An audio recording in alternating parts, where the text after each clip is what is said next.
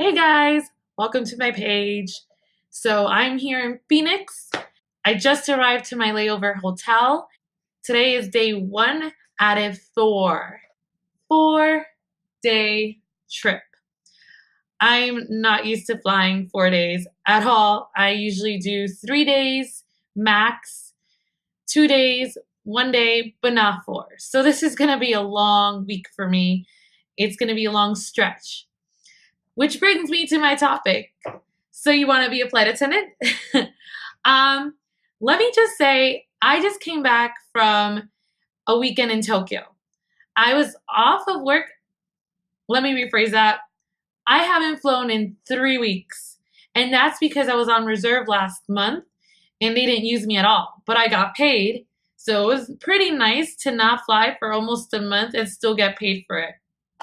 That is the life. And last weekend, I decided to go to Tokyo for the weekend for the Cherry Blossom Festival. And who can say that? Let me just go to Tokyo for the weekend. Well, flight attendants. Flight attendants can say that. It's not always that glamorous, but when you do have the time, when you have the money, that's when it's like a dream. And I decided to do this video on what it takes to become a flight attendant because a lot of people have been asking me that lately. I know there's a lot of videos out there on what it's like to be a flight attendant or what do you need to do to become a flight attendant, but I'm still going to make one anyway from my perspective. And I hope it helps you guys out if you're in the process of applying or you're thinking about applying. The most popular question I've gotten is, do I need a college degree? No, you don't need a college degree. I have a college degree, but you definitely don't need a college degree. I've met a lot of flight attendants that don't have a college degree, just a high school degree, and they've been flying for years. With that being said, you don't need a higher educational background. A high school diploma is sufficient. But you do need to be at least 20 years of age, I believe. That's the youngest person I've met, and I think that's the youngest they'll hire. And I think that's because you need to be at least 20 years of age to serve alcohol. You can't drink alcohol, but you have to be 20 years to serve it at least. What experience do you need in order to become a flight attendant? Honestly, I think they're only looking for people that have good customer service background. You don't need to have worked in a specific industry. They're looking for people that just are genuinely good with working with others and helping others. You have to be flexible in your schedule, but also in your work ethic. You work with different people every day, and every week you have a different crew. So you're not working with the same people. What is the pay like to be a flight attendant? You do get a raise every year. So when you first starting out, it is rough, especially if you first start out, you're probably going to be on straight reserve, depending on your airline. My airline, as a new hire, you come into straight reserve, you get a base guarantee of 75 hours a month. You could pick up trips on your days off to add on to those 75 hours and get paid even more. Starting out for one entire year, you are on straight reserve. And after 1 year, you are on a rotation of 1 month with a set schedule and 1 month with a reserve month for another 3 years. After the 4th year, finally, when you reach your 4th year, you are on the 3 off, 1 on rotation. So you get 3 months with a set schedule and 1 month with a reserve month. When I first started out, I was on a 1 on, 1 off rotation. It is easier to make more money having a set schedule because you could pick up as many days as you want. You could pick your trips and work your schedule the way you want it to. But on reserve, it's actually not too bad because you do get 12 days off a month. In those 12 days off, you could pick up a trip that's worth another 10 hours or 15 hours, and that automatically bumps you up to like 90 hours a month. You may not even fly 75 hours a month, so it might work in your favor. If you do get transferred to a base like New York City, it is expensive to live in New York.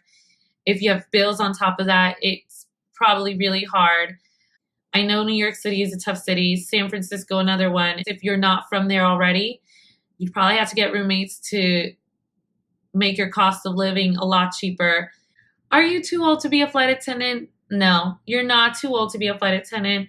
As I mentioned before, I think there is a minimum age requirement, but there is no maximum age requirement. Our oldest flight attendant is super senior. I think she's in her late 70s, maybe even early 80s. As long as you could do the job, you got the job.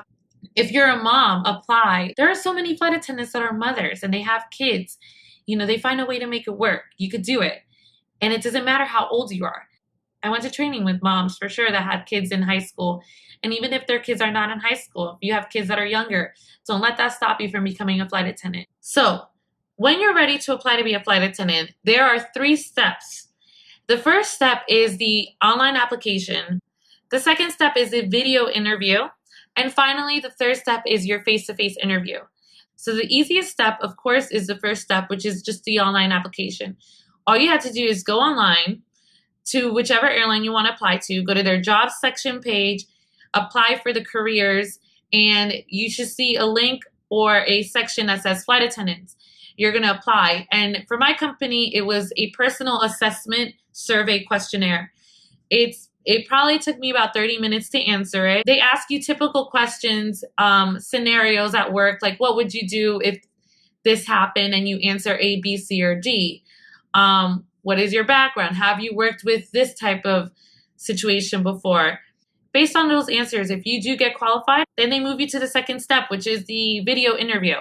They will email you a link to answer certain questions in a video recording. You're not live chatting with them in a video interview, so it is a little bit weird, and I'll dedicate a whole video on how that video interview goes. Once you get to your video interview, you record yourself answering a series of different questions, and you also submit that. It's very important once you get to the second step that you definitely reply to that video interview. They only give you 5 days. There's a lot of people that make it to that video interview, and not a lot of people pass that video interview. You could record that video interview with your iPhone or whatever smartphone you have. If you don't have a webcam, you do have to find your way around it, but it is possible. Go to a library and use their laptops or computers with a webcam. Ask a friend. This one is a hump. You pass it and you go on to the final stage. Unfortunately, if you don't pass the video interview, it sucks, but that shouldn't stop you from applying again. You may not have gotten past that video interview for a number of reasons. A lot of people are applying. It's very competitive, so they're weeding out their selections. But if you apply again, maybe the odds are in your favor the next time, and they'll recognize your face. So sometimes they want to see that you come back and reapply. Finally, if you pass the video interview, you make it to the third stage. Third stage is the face-to-face interview. And that means that they fly you out to their headquarters. If you don't live in their state, they fly you out to their headquarters for a 1-day face-to-face interview. This face-to-face interview takes all day. They do give you advance notice on the days available that they're holding interviews. If you have a job, you would have to take a personal day or request off. It would be a free round trip. Those are the 3 official steps for the application process. Once you get hired, you get an offer to come into training. So it's not a real official job offer yet. If you pass the required coursework for that training, you get officially hired and you get your wings. I want to say that the longest step of those 3 is the first one, the online application and waiting to hear back for the video interview.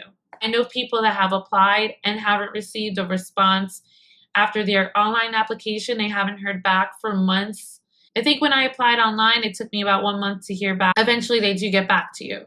I did my research just like you guys are doing your research, and I knew that it would be tough, but I saved money for those 6.5 weeks, just enough to cover my bills.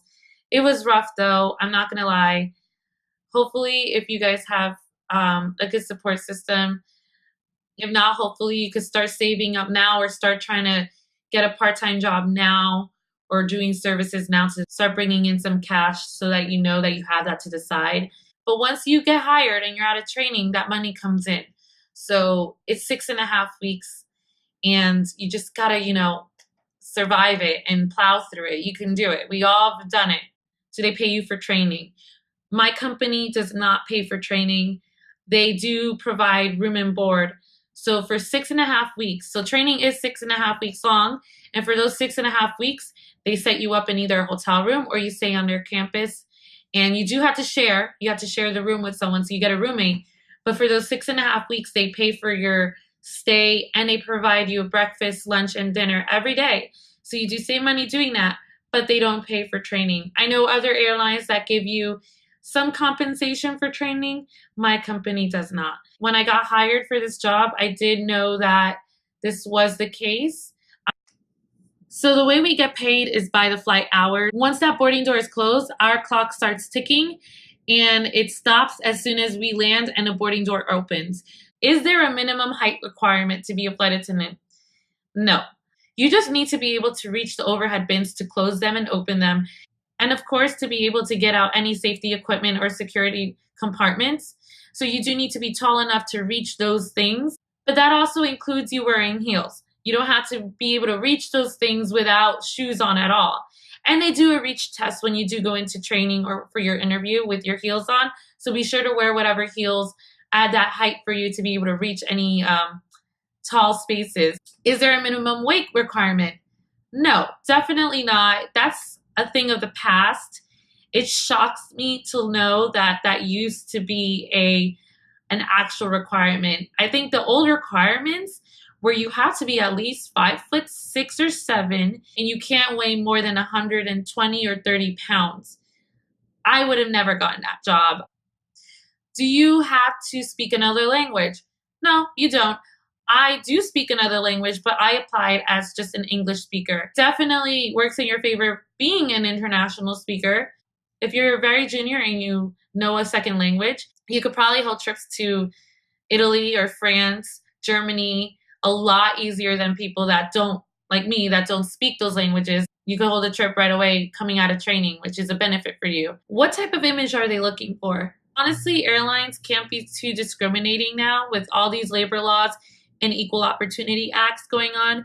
They can't really discriminate on looks, but because the job does require a certain image, they do like to have certain guidelines. Can you dye your hair? Yes, you can have your hair colored, but it can't be crazy colors. At least when you go in for that interview and once you start training, I don't think they're gonna be happy with you showing up for an interview if you have green hair, neon purple hair. As much as I love that style, the mermaid hair ombre style, it's beautiful, but they definitely are not looking for that. So unfortunately, if you have that style going on, I highly recommend that when you go for that interview, dye your hair a solid color. I don't think they want pastel pinks, pastel purples. You might get away with pastel grays because, gray is a very neutral color. They're looking for very neutral colors. You could have a balayage, you could have an ombre, but again, I don't think they want different, spectrums of the rainbow. Can you have long hair? Yeah. When I first started, my hair was really long, past my waist. Unfortunately, when I was hired, the rule was to have my hair in a bun. So I always had to have my long hair pulled back. I couldn't even have it in a ponytail. It had to be in a bun. They've become more lenient, and if you have long hair, as long as it's pulled back or in a braid, not flowing in front of your hair. If you do go for your interview, make sure that it's in a bun or it's tied back in a French braid or something nice. If you have short hair, the better. It's much more tameable, but they don't discriminate on length of hair at all. Are tattoos allowed? So my company has a strict tattoo policy where they will hire you if you do have tattoos, but you have to be honest with them and let them know that you do have tattoos and where you have tattoos. They care about image a lot, so you have to look very clean and make sure that if you do have any visible tattoos, you have to cover them up with makeup. If you could cover them up with your clothes, better, that's perfect, but they really don't want your tattoos showing. I don't have any tattoos, but if I were to get a tattoo, I would make sure to have a tattoo that I could easily cover up. I wouldn't lie to them about not having a tattoo or having a tattoo.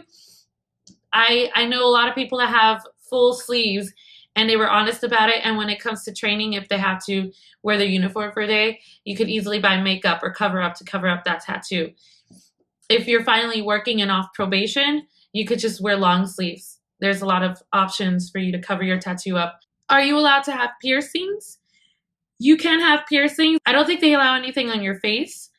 If you have a nose piercing, you have to get something to, I think you have to get something to make sure that it doesn't close all the way, but they don't want to see the nose piercing. If it's a cultural or religious reason that you have your nose piercing, I believe they let that slide. I'm not sure though. I can't really speak for them, but I know that you definitely can't have anything crazy on your face.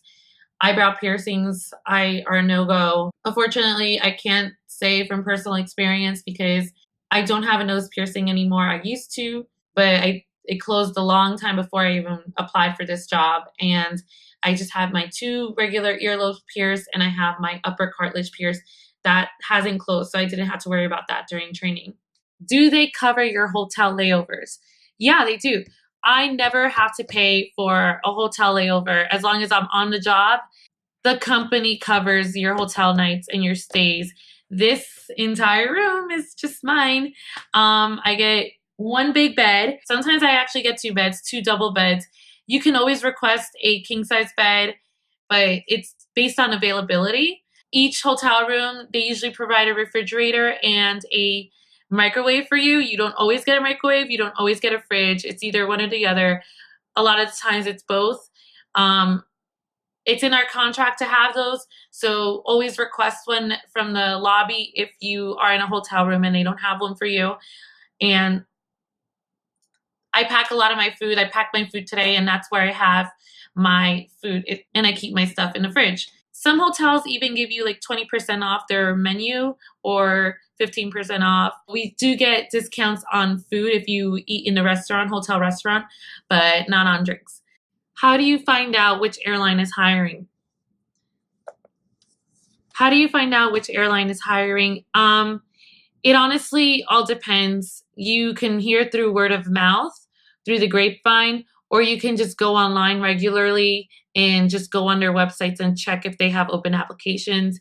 I heard of a link that tells you about which airline applications are open at the time. I'm not sure how reliable that is. I've never used that link, and I don't even know it off the top of my head. I personally, when I applied, I really just Googled any I Googled any airline that I could think of off the top of my head and just went into their career section on their website. And if they had any open positions, then I applied. I did that with two airlines, and one of the airlines never called me back. The one that I actually wanted never got back to me. And then the airline I'm working for right now was the only airline to get back to me and hire me on the spot. So, and I'm actually happier. I'm actually happier with the airline that I'm in. So it kind of worked out for the better. Um, I was curious about other airlines, but I kind of went by this pay scale. I researched and I Googled which airlines pay the most and which pay the least. And I kind of did a process of elimination on that. Um, if a pay scale isn't that important to you, regional airlines pay the least. If you don't get hired right away with mainline, you could always apply to regional and work your way up and try and get hired by mainline later on. Do you get a choice on which airport you get to fly out of? Yes and no. So when you do go into training, they're going to give you a list of available bases that are open and accepting vacancy transfers. Let's just say 5 different airports right now are open, and between those 5 are New York, LA, San Francisco, let's think Dallas, and Miami. You know, those are pretty popular airports. Out of those 5, you're going to pick your most preferred to your least preferred. And based on your age or seniority in your class, at least that's how they did it in my company and when I was hired, seniority wise, and depending on how many spots are open at those airports, you're going to be assigned based on your list of most to least. Let's say your least preferred base is New York. Unfortunately, a lot of new hire and young flight attendants will get their least preferred base because, you know, they're at the bottom of the list. And New York tends to be a very junior based. A lot of new hires are sent to New York. It's a very big airport. So there's a lot of open vacancies in New York right now. That's something else that you need to consider. So you have to remember when you apply and you go to that interview, you are telling them that you are willing to be relocated to anywhere they send you. You do get a choice, but once again, based on your seniority, based on open spots, you might not get your first choice. But sometimes, you know, it works in your favor. There's a silver lining in everything. You might get sent to somewhere you don't want to go to or you're scared of going to, and you end up loving it. New York is the best space ever. I love New York. I'm biased because I grew up there, but to be honest, the flying out of New York is wonderful. There's a lot of international trips, and the crew is amazing. The senior crew is amazing. Every base has something to offer. I just got my LAX transfer. I'm really, really excited. It makes me sad to leave New York because I honestly thought I was going to be there forever. But life happens and you just got to surf that wave, you know? A lot of people have gone to different bases and to try out the flying, and people enjoy it. And if you don't like it, you could always transfer. It's not hard at all to transfer out. Please don't stop yourself from applying because you're scared of moving somewhere. That's the beauty of traveling, is to experience different places. There's a new hire class graduating every week. The first class just graduated last week, and there's going to be a new hire class graduating every week from last till maybe the end of the year. So it's really an exciting time. So if you want to be a flight attendant, you should apply and raise my seniority. So, do I get to travel for free? Yeah, I do get to travel for free, domestic. So, as long as it's a US territory or state, it's free for me. If it's international, it's still really dirt cheap. All I have to do is pay international taxes. I'm trying to think if I have any more questions like that people have asked me, but I don't think there's any more off the top of my head. And the ones that I do want to elaborate on, I would just rather dedicate a whole video to them, because this video can go on for hours if we really touch base on every question you guys have and every question that I can answer. But these are the general questions and answers and qualifications as to what it takes to be a flight attendant or what it takes to apply. I hope I put some of you guys to ease with some questions that may have worried you, and the answers have helped you out more. It's really not scary to be a flight attendant. You are home more often than you think you're not. So please apply. Don't let anything deter you from trying out this job. If you don't like it, you could just quit. I mean, we hope you don't quit. I said that I would just try it out for a year, and here I am 3 years later. I love my job. And if you're curious about it, definitely try it out.